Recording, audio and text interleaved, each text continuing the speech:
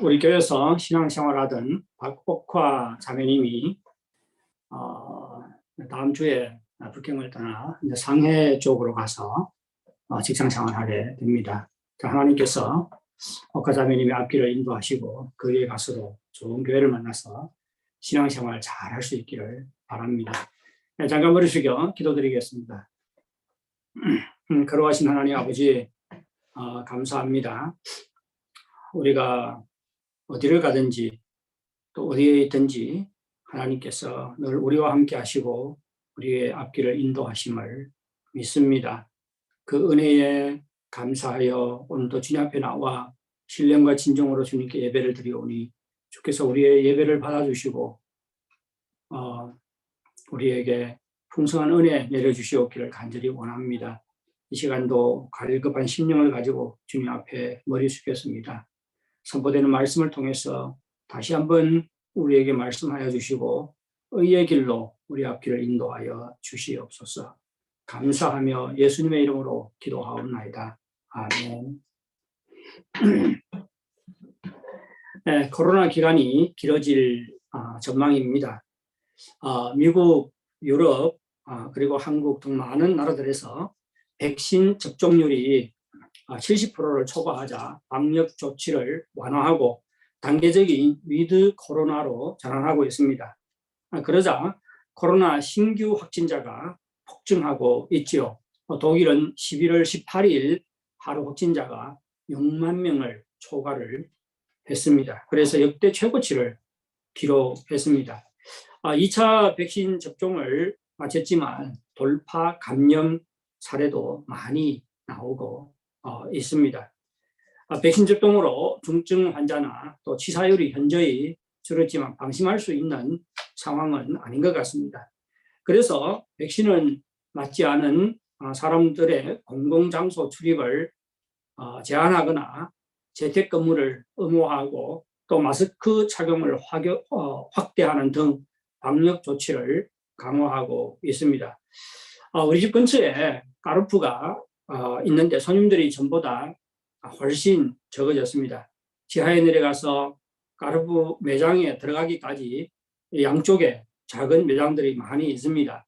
안타까운 것은 많은 매장들이 이미 철수를 했고요. 아직까지 영업을 하고 있는 매장마저도 손님들이 거의 보이지 않습니다. 코로나 영향으로 작은 가게들이 참으로 어려움을 겪고 있구나 하는 것을 체험할 수가 있습니다. 체감할 수가 있습니다. 아직까지 우리 교회에 코로나에 감염된 분이 없다는 것 정말로 너무 감사한 일이지요. 참으로 너무 감사한 일입니다. 하지만 코로나 때문에 여러 가지 어려움을 겪은 사람들은 적지 않습니다. 코로나 때문에 제때 치료를 받지 못해서 목숨을 잃은 분이 있습니다. 그리고 부친이 세상을 떠났는데 격리를 당해서 부친 상에도 참가하지 못한 분이 있습니다. 코로나 영향으로 취직에 어려움을 겪고 있는 분들도 있지요. 그리고 많은 대학교들이 봉쇄 조치를 취해서 학생들이 학교 밖으로 나오지 못하기 때문에 주중 모임에도 참가를 하지 못하는 학생들이 있습니다. 우리도 원래는 오늘 함께 모여서 감사절 예배를 드리기를 원했지만 그렇게 할 수 없게 되었습니다. 다음 주일에는 온라인에서 예배를 드리든지 아니면 오프라인에서 예배를 드리든지 감사 예배를 드릴 수 있기를 바랍니다. 우리는 이러한 상황들을 볼 때 하나님의 인도하심에 대해서 생각하지 않을 수가 없습니다. 과연 하나님께서 우리를 인도하고 계시는 것일까? 만일 하나님께서 우리를 인도하고 계시다면 왜 우리가 여러 가지 어려움들을 겪게 되는 것일까? 하나님께서 우리를 인도하고 계시다면 우리는 당면한 어려움 앞에서 어떻게 해야 할까요? 이런 문제를 가지고 오늘 본문을 살펴보도록 하겠습니다. 이스라엘 백성을 바로의 손아귀에서 구원해내신 하나님께서는 그들의 앞길을 인도하셨습니다. 출애굽기 13장 17절부터 22절은 하나님께서 이스라엘 백성을 인도하셨다는 것을 반복해서 말하고 있습니다. 그러면 하나님께서는 이스라엘 백성을 어떻게 인도하셨습니까? 먼저 17절부터 18절을 보시기 바랍니다. 바로가 백성을 보낸 후에 블레셋 사람의 땅의 길은 가까울지라도 하나님이 그들을 그 길로 인도하지 아니하셨으니 이는 하나님이 말씀하시기를 이 백성이 전쟁을 하게 되면 마음을 돌이켜 애굽으로 돌아갈까 하셨습니다. 그러므로 하나님이 홍해에 광야길로 돌려 백성을 인도하심에 이스라엘 자손이 애굽 땅에서 대열을 지어 나올 때에 이스라엘 백성이 살고 있던 애굽의 고센 땅에서 가나안 땅으로 가는 길은 여러 갈래가 있었는데 그중에 가장 가까운 길이 지중해 동해 해안도로를 따라서 가는 것입니다. 이 길은 300km 정도밖에 되지 않기 때문에 그리고 길도 아주 평탄했습니다. 그렇기 때문에 한 열흘 정도면 고센에서 출발해서 열흘 정도면 가나안 땅에 도달할 수가 있습니다. 그런데 하나님께서는 이스라엘 백성을 그 길로 가도록 인도하지 않았습니다. 홍해 쪽으로 남쪽으로 내려와서 반대 방향으로 홍해가 있는 광야 쪽으로 인도하셨습니다. 에도로가는 먼 길이었습니다. 광야 길이기 때문에 걸어가기가 쉽지 않은 험한 길이었겠지요. 하나님께서 이스라엘 백성을 평탄하고 가까운 해안 도로로 인도하지 않고 멀고 험한 길로 인도하신 원인이 무엇일까요? 해안 도로를 따라가면 블레셋 사람들이 살고 있는 땅을 통과해야 됩니다. 그런데 블레셋 사람들은 싸움에 아주 능한 민족이었습니다. 그렇다 보니 이스라엘 백성들이 자신들의 땅을 통과하게 되면 가만히 두지 않겠지요. 하나님께서는 이스라엘 백성이 블레셋 사람들과 전쟁을 하게 되면 흔들리고 마음을 돌이켜서 애굽으로 돌아가고자 할 것을 미리 아시고 지름길로 가도록 그들을 인도하지 않고 멀고 험할지라도 광야길로 그들을 인도하셨던 것입니다. 하나님은 그들의 연약함을 체험하시고 그들에게 맞게 이스라엘 백성들을 인도하셨습니다. 마찬가지로 하나님은 우리의 연약함을 아십니다. 우리의 형편에 맞게 우리를 인도하시는 분이시지요. 하나님께서는 결코 우리가 감당치 못할 시험을 당함을 허락하지 않습니다. 때로는 우리가 가는 길이 지름길이 아니고 되돌아가는 길일지라도 그 길이 우리에게 가장 좋은 길인 것입니다. 하나님은 우리의 연약함을 체험하시고 우리를 가장 좋은 길로 인도하십니다. 따라서 우리는 되돌아간다고 불평하지 말아야 됩니다. 다른 사람들처럼 지름길을 가지 못한다고 하나님의 인도하심을 의심해서는 안 됩니다. 하나님은 우리 한 사람 한 사람의 특징을 아시고 우리에게 맞게 가장 좋은 길로 인도하심을 믿으시기 바랍니다. 북경에는 잘 나가는 사람들이 너무나도 많지요. 그들 가운데 살다 보면 주눅이 들 수 있는 사람들이 적지 않습니다. 자신은 왜 이렇게 부족하고 연약한가고 낙심할 때도 있습니다. 하지만 우리가 기억해야 할 것은 하나님은 연약한 이스라엘 백성과도 함께 하시고 그들을 인도하셨다는 것입니다. 따라서 우리가 연약할수록 하나님은 우리와 함께 하시고 우리를 인도하시는 분이심을 믿으시기 바랍니다. 하나님의 인도하심은 또 하나의 특징이 있지요. 출애굽기 13장 21절 22절에 기록되어 있습니다. 제가 읽어드릴게요. 21절요. 여호와께서 그들 앞에서 가시며 낮에는 구름 기둥으로 그들의 길을 인도하시고 밤에는 불 기둥을 그들에게 비추사 낮이나 밤이나 진행하게 하시니 낮에는 구름 기둥 밤에는 불 기둥이 백성 앞에서 떠나지 아니하니라. 하나님께서 구름 기둥과 불 기둥으로 이스라엘 백성들을 인도하셨는데 구름 기둥과 불 기둥이 따로 있었던 것이 아닙니다. 낮에는 구름 기둥이었는데 밤에는 그 구름 기둥에서 불이 비추었던 것이지요. 그러면 왜 하나님께서는 구름 기둥과 불 기둥으로 이스라엘 백성을 인도하셨을까요? 광야는 낮에는 햇빛이 강렬합니다. 그래서 햇빛을 가려주지 않으면 쉽게 더위에 먹어 탈진하고 또 쓰러질 수가 있습니다. 반대로 밤에는 차지요. 낮과 밤이 기온차가 커서 밤에는 싸늘하고 추웠습니다. 그래서 쉽게 병에 걸릴 수가 있습니다. 하나님께서는 구름 기둥으로 이스라엘 백성들에게 햇빛을 가리워 주었습니다. 그리고 밤에는 불 기둥으로 빛을 비추어 주었을 뿐만 아니라 열을 내어서 이스라엘 백성들이 따뜻하게 밤을 보낼 수 있도록 해 주셨습니다. 저는 이것을 보면서 하나님께서 마치 자기 자식을 돌보듯이, 부모가 자기 자식을 돌보듯이 이스라엘 백성을 돌보고 있구나 하는 생각을 했습니다. 날씨가 더워도 우리를 위해서 걱정하고, 날씨가 추워도 또 감기에 걸릴까 봐 걱정하는 분이 있지요. 누굽니까? 우리의 부모입니다. 저도 둘째 아들을 할빈에 보내놓고 나니 여러 가지 걱정이 되더라고요. 특히 추운 겨울이 오니까네 옷이 모자라지는 않는지, 이불이 얇지 않은지 걱정이 되더라고요. 올해 7월 말에 할빈에 가서 우리 둘째 아들을 우리 둘째 아들과 만나서 그리고 고향을 한 바퀴 돌았습니다. 저희들이 할빈에 갔을 때 날씨가 아주 무더웠어요. 그러니까 할빈 사람들이 저희들에게 북경에서 온 것을 알고 우스갯소리를 하더라고요. 할빈에 와서 난방을 하러 왔다고. 추위는 안 날라. 저는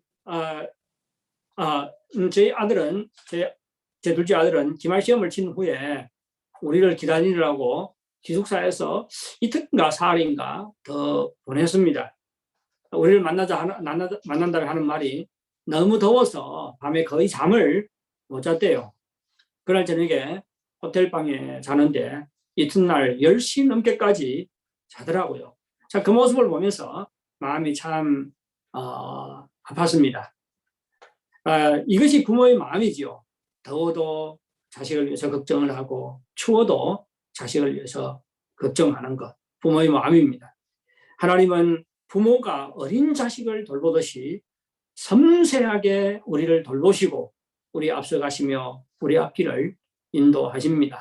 낮에는 더울까 봐 구름 기둥으로 햇빛을 가려워 주시고, 또 밤에는 추울까 봐 불기둥으로 열을 내게 하시고, 또 비춰주시고, 빛을 비춰주시고, 부모님이 어린아이를 돌보듯이 정말로 섬세하게 우리를 돌보시고 우리를 인도하십니다.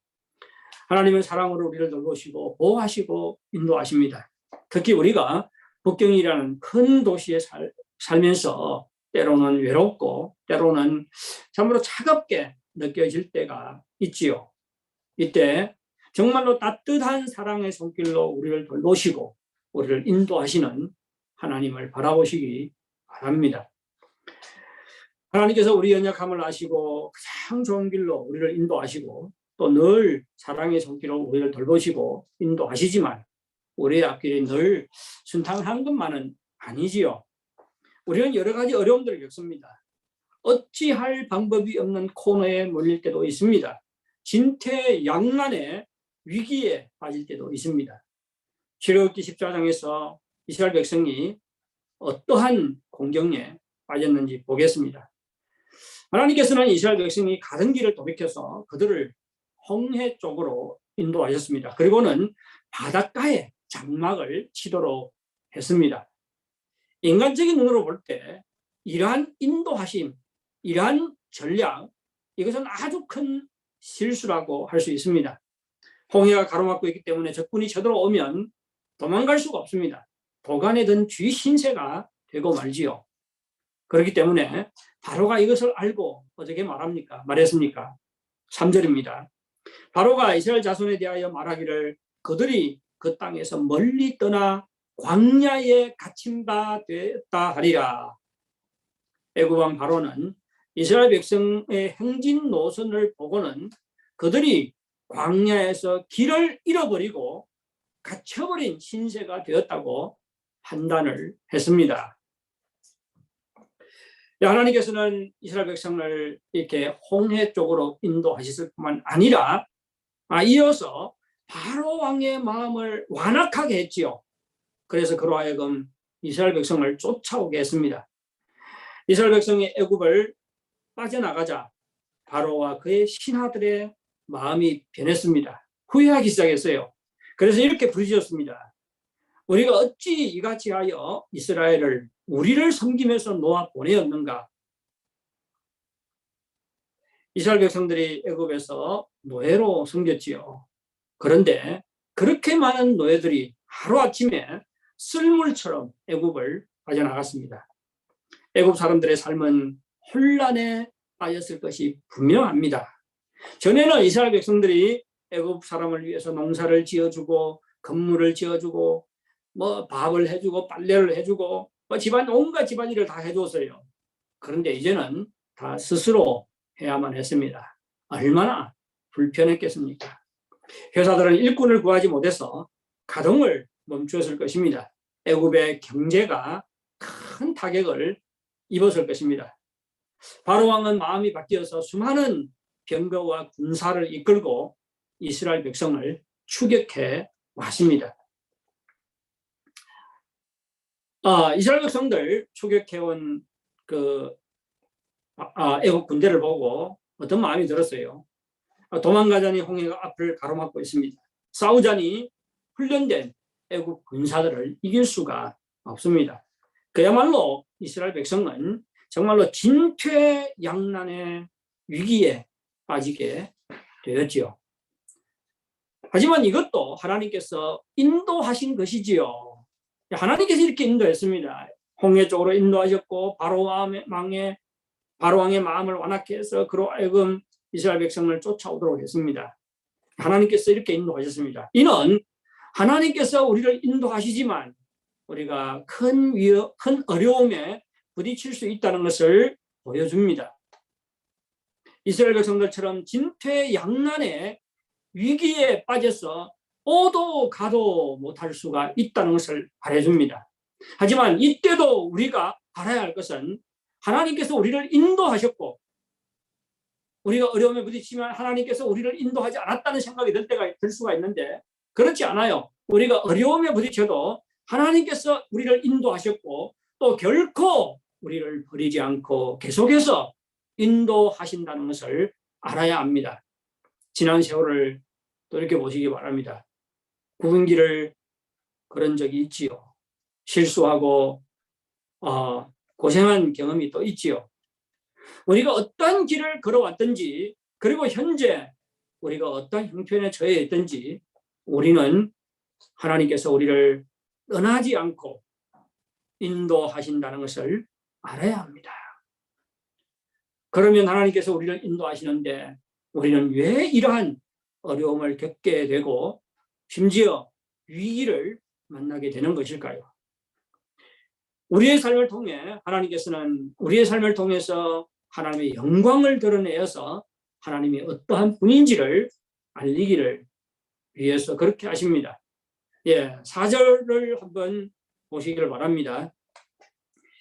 내가 바로의 마음을 완악하게 한즉 바로가 그들의 뒤를 따르리니 내가 그와 그의 온 군대로 말미암아 영광을 얻어 애굽 사람들이 나를 여호와인 줄 알게 하리라 하시매 우리가 그대로 행하니라.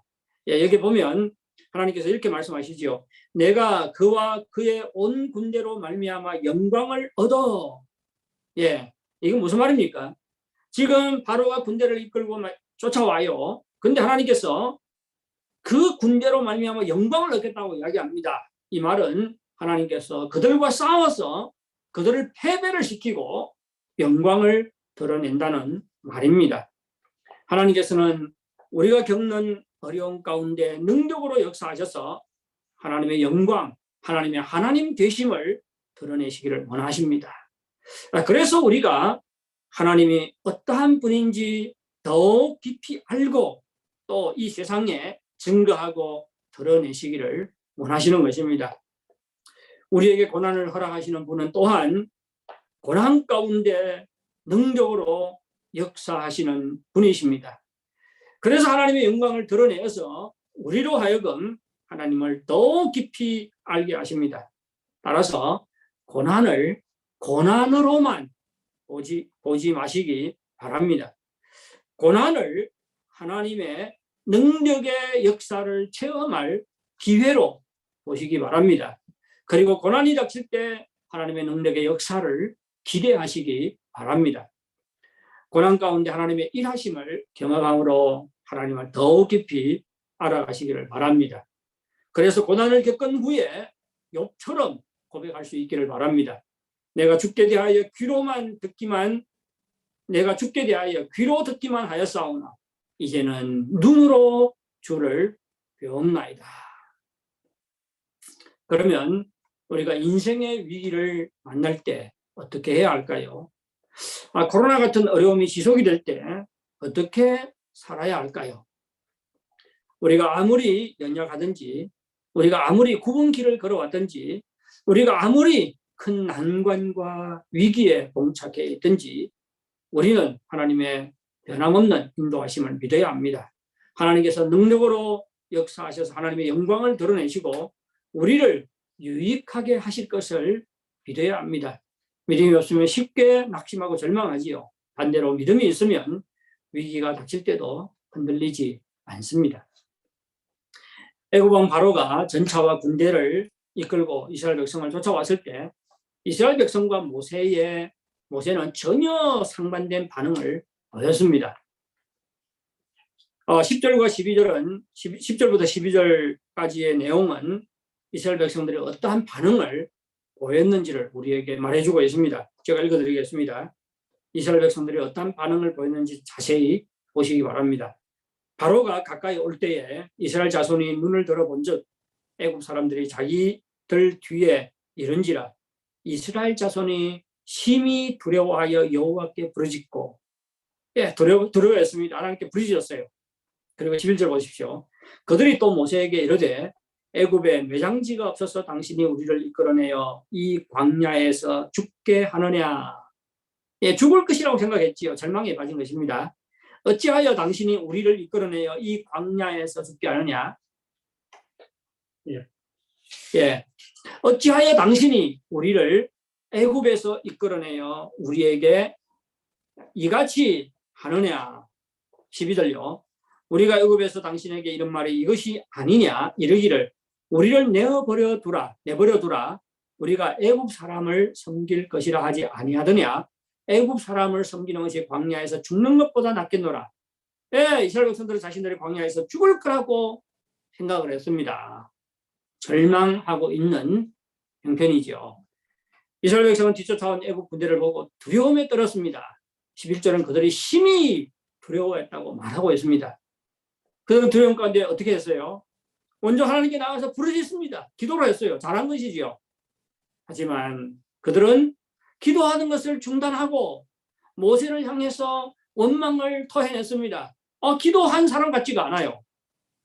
왜 그렇습니까? 믿음이 없으니까 기도를 해도 불안한 마음을 해소할 수 없었던 것이지요. 그래서 모세에게 원망을 한 것입니다. 우리도 마찬가지가 아닙니까? 믿음이 없으면 기도를 아무리 많이 해도 마음의 근심과 걱정과 불안과 두려움을 쫓아낼 수가 없습니다. 그러면 주변 사람들을 괴롭히지요. 남편이나 아내에게 분풀이를 합니다. 자녀들에게 화를 낼 수 있습니다. 이스라엘 백성들은 믿음이 없었기 때문에 기도해도 마음의 두려움과 절망에서 벗어날 수가 없었습니다. 그래서 모세에게 원망을 쏟아냈던 것입니다. 그들은 모세가 그들을 이끌어내어 광야에서 죽게 한다고 원망을 했는데 이는 그들이 얼마나 큰 두려움과 절망에 빠져 있었는가를 보여줍니다. 이스라엘 백성이 심히 두려워하고 깊은 절망에 빠졌던 것은 하나님의 인도하심에 대한 믿음이 없었기 때문입니다. 하나님께서 열재앙을 내려 그들을 구원하시고 또 구름 기둥과 불 기둥으로 그들의 앞길을 인도하셨지만 위기가 닥치니까 하나님을 까마득히 잊어버렸어요. 하나님이 보이지 않았습니다. 모세만 보였어요. 그래서 모세가 그들을 이끌어냈다고 원망을 하고 있습니다. 모세가 어떻게 그렇게 많은 이스라엘 백성들을 피 한 방울 흘리지 않고 이끌어낼 수가 있겠습니까? 분명히 하나님께서 하신 것이지요. 하나님께서 인도해내신 것입니다. 그럼에도 불구하고 위기가 닥치니까 하나님의 역사하심을 까마득히 잊어버리고 모세만 눈에 보였던 것입니다. 그래서 모세가 그들을 이끌어냈다고 원망을 한 것이지요. 모세의 반응은 전혀 달랐습니다. 13절과 14절이 모세의 반응을 말해주고 있습니다. 제가 읽어드리겠습니다. 13절요. 모세가 백성에게 이르되 너희는 두려워하지 말고 가만히 서서 여호와께서 오늘 너희를 위하여 행하시는 구원을 보라. 너희가 오늘 본 애굽 사람을 영원히 다시 보지 아니하리라. 14절요. 여호와께서 너희를 위하여 싸우시리니 너희는 가만히 있을지니라. 여호와께서 너희를 위하여 싸우시리니 가만히 있을지니라. 모세는 진퇴양난의 위기 앞에서 두려워하지 않았습니다.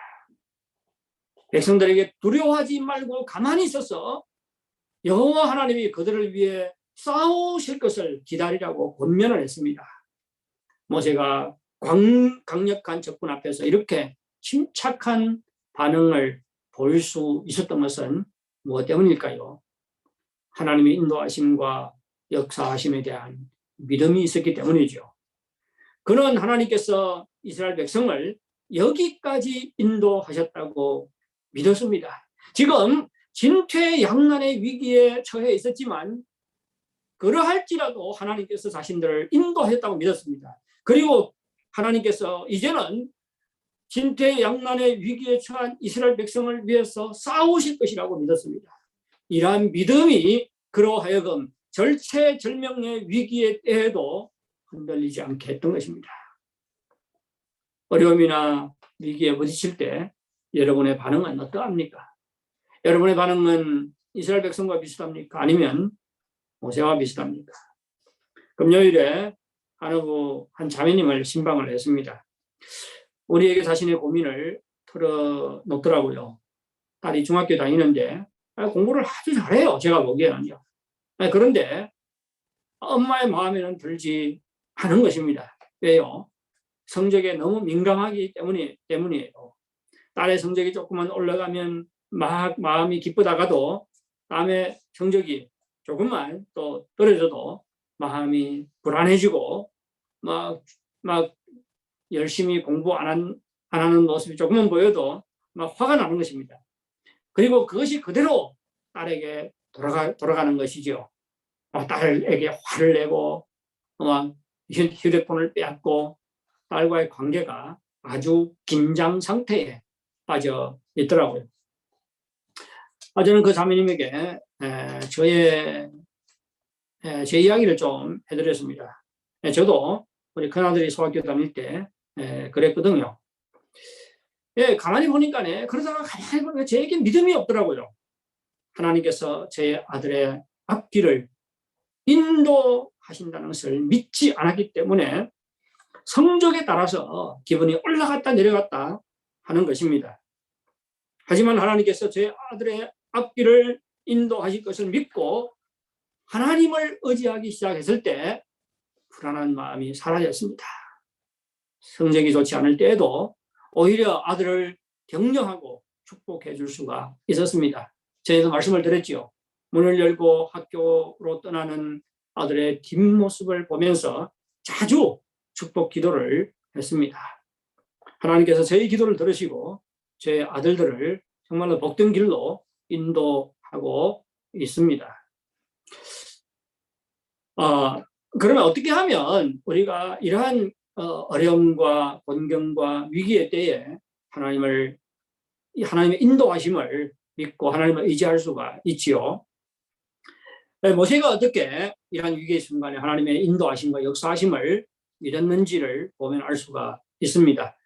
모세가 하나님의 인도하심과 역사하심을 믿을 수 있었던 것은 하나님의 약속의 말씀을 듣고 붙잡았기 때문입니다. 하나님께서 오늘 본문 4절에서 모세에게 이렇게 말씀하셨습니다. 바로가 이스라엘 백성을 쫓아올 텐데 내가 그와 그의 온 군대로 말미암아 영광을 얻어 애국 사람들이 나를 여호와인 줄 알게 하리라. 하나님의 약속이죠. 내가 그와 그의 온 군대로 말미암아 영광을 얻겠다. 네, 그들과 싸우겠다는 말입니다. 모세는 하나님의 약속의 말씀을 들었습니다. 믿었습니다. 붙잡았습니다. 그렇기 때문에 위기의 순간에도 흔들리지 않고 대언자약하게 대처할 수가 있었던 것입니다. 여러분, 믿음은 들음에서 납니다. 하나님의 말씀이 우리에게 믿음을 더해줍니다.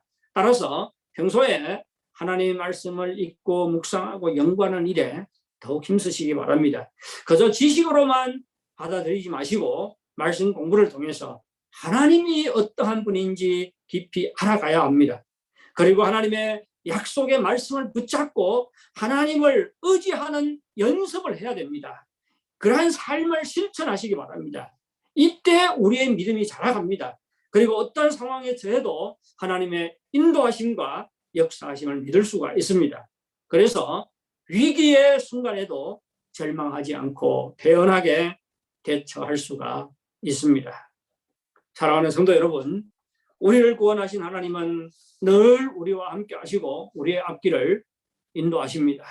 여러분 한번 생각해 보십시오. 우리 하나님은 독생자 예수 그리스도를 우리 위해 내어주기까지 우리를 사랑하시는 분입니다. 이러한 하나님이 어떻게 우리 앞길을 인도하지 않겠습니까? 하나님의 인도하심을 확신한 바울은 로마서 8장 31절에서 이렇게 고백하고 있습니다. 만일 하나님이 우리를 위하시면 누가 우리를 대적하리요? 32절요. 자기 아들을 아끼지 아니하시고 우리 모든 사람을 위하여 내어주신 이가 어찌 그 아들과 함께 모든 것을 우리에게 주지 아니하시겠느냐. 만일 하나님이 우리를 위하시면, 만일 하나님이 우리를 인도하시면 누가 우리를 대적하리요? 하나님의 사랑과 하나님의 인도하심을 확신한 바울의 고백입니다. 우리를 위하시는 하나님은 우리의 연약함을 채우려 하시고 부모가 자식을 돌보듯이 따뜻한 사랑의 손길로 우리를 돌보시고 인도하십니다.